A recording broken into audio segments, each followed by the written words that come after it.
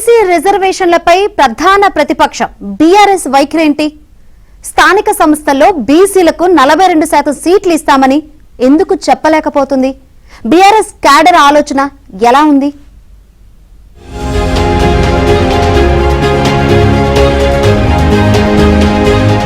తెలంగాణ రాజకీయాలన్నీ ప్రస్తుతం బీసీ రిజర్వేషన్ల చుట్టూ తిరుగుతున్నాయి. బీసీ బిల్లు కోసం ఢిల్లీలోనే తేల్చుకోవాలని అధికార కాంగ్రెస్ నిర్ణయించింది. 42% రిజర్వేషన్ల కోసం ఢిల్లీలో పోరాటం చేయాలని రేవంత్ రెడ్డి కేబినెట్ నిర్ణయించింది. ఇదే సమయంలో బీసీ బిల్లు కోసం 72 గంటల పాటు నిరాహార దీక్షకు దిగుతున్నట్లు తెలంగాణ జాగృతి అధ్యక్షురాలు కవిత ప్రకటించారు. ఒక నిజమైనటువంటి నిబద్ధతతో కూడినటువంటి 72 గంటల నిరాహార దీక్షను నేను చేయబోతా ఉన్నాను. హైదరాబాద్ లో 4, 5, 6 తారీఖున ఆగస్టు 4, 5, 6 తారీఖున నేను ఇదివరకు ఎట్లా అయితే అంబేద్కర్ విగ్రహ సాధన కోసం 72 గంటల నిరాహార దీక్ష చేశానో, బీసీ బిల్లు సాధన కోసం కూడా రాష్ట్ర కేంద్ర ప్రభుత్వాలపై ఒత్తిడి పెంచడానికి, మన తెలంగాణ రాష్ట్రంలో బీసీ బిడ్డలకు ఎంత అవసరం ఉంది బీసీ బిల్లు అనేటటువంటి అంశాలని ప్రపంచానికి తెలియజెప్పడానికి తెలంగాణ జాగృతి అధ్యక్షురాలుగా, తెలంగాణ బిడ్డగా, ఒక సోదరిగా నేను నిరాహార దీక్ష 72 గంటలది 4, 5, 6 ఆగస్టు నాడు చేయబోతా ఉన్నాను.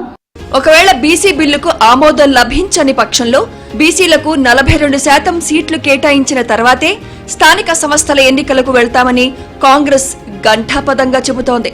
ఇంత పారదర్శకంగా జరిగినటువంటి ఈ యొక్క అంశాన్ని దేశానికి రోల్ మోడల్, దాన్ని అమలు చేయాల్సిందే కేంద్ర ప్రభుత్వం స్పష్టంగా మా పార్టీ తరఫున, ప్రభుత్వం తరఫున అన్ని రకాలుగా మేము ముందుకు పోతున్నప్పుడు దీనికి నడిచేటువంటి కాళ్ళలో అడ్డం కట్టేబెట్టినట్టుగా కడుపులో కత్తులు పెట్టుకొని విషయం చెప్పే విధంగా వ్యవహరించద్దు. అందరూ రాజకీయ పార్టీలు, శాసనసభలు అందరూ ఏకగ్రీవంగా ఆమోదించినారు. దీన్ని ముందుకు పోవడానికి ఇంకా ఈ సాంకేతికంగా ఏదైనా సలహా సూచనలు ఉంటే మీ ముగ్గురం కూడా మీ దగ్గరికి రావడానికి సిద్ధం. మాకు ఎటువంటి బేసిజం లేదు. మాకు ఈ 42% బిల్లు ప్రజాస్వామికంగా స్థానిక సంస్థల్లో బీసీల రాజకీయ ఎదుగుదలకు ఉపయోగపడాలనేటువంటి ఆకాంక్ష తప్ప దాని కొరకు అందరూ సహకరించారు. మరొకసారి కోరుతాను. ఇదే సమయంలో తెలంగాణ బీజేపీ కూడా 42% సీట్లు కేటాయించడానికి రెడీగా ఉంది. కానీ బీసీ రిజర్వేషన్లలో ముస్లింలను కలపడంపై అభ్యంతరం వ్యక్తం చేస్తోంది. బీసీలకు 5% మాత్రమే ఇచ్చారు, ముస్లింలకు 10% ఇచ్చారు. బీసీలకు 5% ఇచ్చారు, అది కూడా 5% కాదన్న. అంతకుముందే 34% ఉండే స్థానిక ఎన్నికల్లో స్థానిక సంస్థల రిజర్వేషన్ 34% 32% చేసారు. ఇప్పుడు మళ్ళా ఇంకా 2% తగ్గించారు. సరే, వాళ్ళు చెప్పేదాని ప్రకారము బీసీలకు ఇచ్చింది 5%, ముస్లింలకు ఇచ్చింది 10%. దీన్ని ముస్లిం డిక్లరేషన్ అంటారా, బీసీ డిక్లరేషన్ అంటారా చెప్పండి. 5% బీసీలకు ఇచ్చి 10% ముస్లింలకు ఇస్తే దీన్ని పక్క ముస్లిం డిక్లరేషన్ అంటారు. కాంగ్రెస్ పార్టీ కామారెడ్డి వేదికగా ఈ తెలంగాణ రాష్ట్రంలోని హిందువులను, బీసీలను దగా చేసింది, మోసం చేసింది. అయితే బీఆర్ఎస్ మాత్రం బీసీలకు 42% సీట్లు కేటాయించే అంశంపై తమ వైఖరి చెప్పడం లేదు. ఆర్డినెన్స్ అమల్లోకి వచ్చినా రాకపోయినా బీసీలకు 42% సీట్లు కేటాయిస్తామని ముఖ్యమంత్రి రేవంత్ రెడ్డి పదే పదే చెబుతున్నారు. బీఆర్ఎస్, బీజేపీ సైతం 42% సీట్లు బీసీలకు కేటాయించాలని సవాల్ చేస్తున్నారు. దీంతో బీసీలకు ఎన్ని సీట్లు ఇస్తారనే దానిపై బీఆర్ఎస్ కు స్పష్టత లేదన్న విమర్శలు వినిపిస్తున్నాయి. మరోవైపు 42% రిజర్వేషన్ల కోసం ఆర్డినెన్స్ కాదని షెడ్యూల్ 9లో చేర్చేందుకు కేంద్రంపై రేవంత్ రెడ్డి సర్కార్ ఒత్తిడి తేవాలని బీఆర్ఎస్ అంటోంది.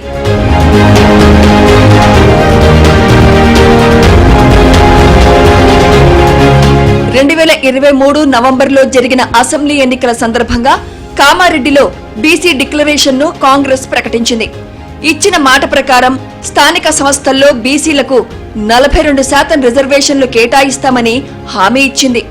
42% రిజర్వేషన్ల కోసం కేబినెట్ లో తీర్మానం చేసి ఆర్డినెన్స్ ను గవర్నర్ కు పంపింది.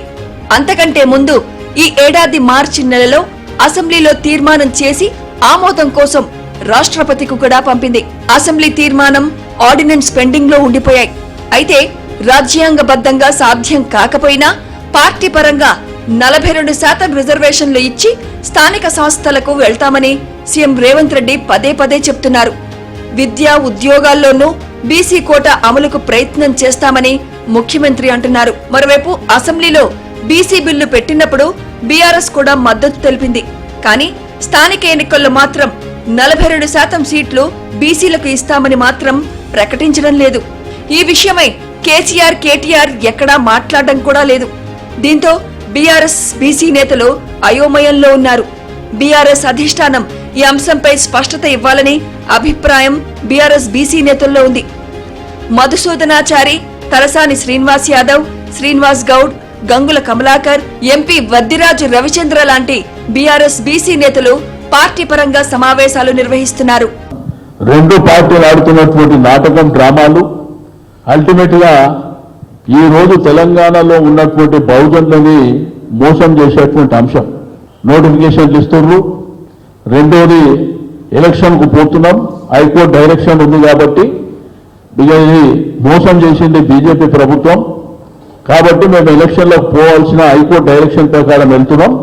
మా పార్టీ పరంగా టికెట్లు ఇస్తాము, బీసీలకు 42% అని చెప్పబోతున్నారు. కాబట్టి ప్రజలందరూ, మా బహుజన బిడ్డలు అందరూ కూడా అప్రమత్తంగా ఉండవలసినటువంటి అవసరం ఉంది. ఆర్డినెన్స్ ఎట్లా చెల్లుతాం అనుకోరు మీరు? ఎందుకు హరిబరి చేసిండ్రు? ఇవన్నీ డ్రామాలని చేసి ఎదుటి పార్టీల మీద నెపం నెట్టి మేము పబ్బం గడుపుకుందామనేటువంటి ప్రయత్నం చేసారు. అవన్నీ బెడిసి కొడతాయని చెప్పినాం. ఇవి బెడిసి కొట్టినాయి.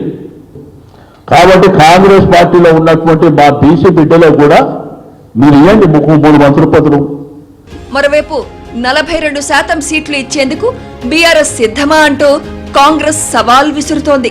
కానీ బీఆర్ఎస్ నాయకత్వం మాత్రం స్పందించడం లేదు.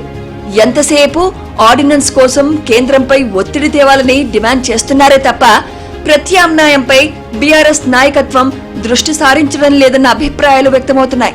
ఒకవేళ ఆర్డినెన్స్ కు బ్రేక్ పడితే హైకోర్టు తీర్పు ప్రకారం తెలంగాణ ప్రభుత్వం సెప్టెంబర్ లోపు స్థానిక ఎన్నికలు నిర్వహించాల్సి ఉంటుంది.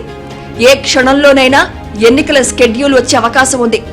42% సీట్లు ఇచ్చి స్థానిక సంస్థల ఎన్నికలు నిర్వహించే విషయంలో కాంగ్రెస్ స్పష్టంగా ఉంది. కసరత్తు కూడా మొదలుపెట్టింది. బీసీ నేతలను సైతం కాంగ్రెస్ నాయకత్వం అప్రమత్తం చేసింది. కానీ బీఆర్ఎస్ మాత్రం ఇంతవరకు దృష్టి పెట్టలేదు. నోటిఫికేషన్ వచ్చాక చూద్దాంలే అనే రీతిలో బీఆర్ఎస్ నాయకత్వం వ్యవహరిస్తోంది. మరోవైపు కేటీఆర్ జిల్లాల బాట పట్టారు. నియోజకవర్గాల వారీగా కార్యకర్తలతో సమావేశాలు నిర్వహిస్తున్నారు. స్థానిక సంస్థల ఎన్నికలను బీఆర్ఎస్ నాయకత్వం ప్రతిష్టాత్మకంగా తీసుకుందని కేటీఆర్ చెబుతున్నారు. అయితే బీసీలకు కేటాయించే సీట్లపై మాత్రం ఎక్కడా ప్రస్తావించడం లేదు.